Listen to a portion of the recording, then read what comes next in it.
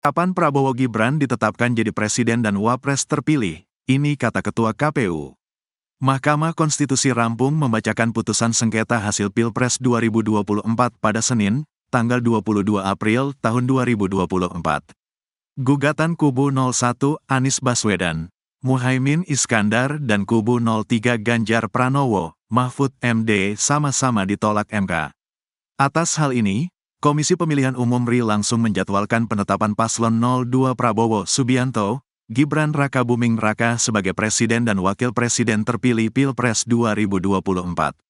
Penetapan dijadwalkan dilangsungkan pada Rabu, tanggal 24 April tahun 2024 pada pukul 10 waktu Indonesia Barat, di kantor KPU RI, Jalan Imam Bonjol, Menteng, Jakarta Pusat.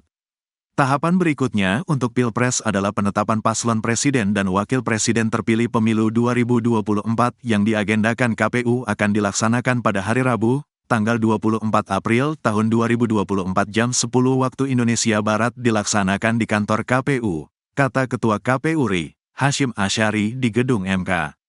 Tindak lanjut penetapan Presiden dan Wakil Presiden terpilih ini lantaran surat keputusan KPU nomor 360 tahun 2024 yang juga menjadi objek sengketa, tetap dianggap benar dan berlaku secara sah oleh MK. SK KPU 360 tahun 2024 tentang penetapan hasil pemilu secara nasional dianggap benar dan tetap berlaku secara sah.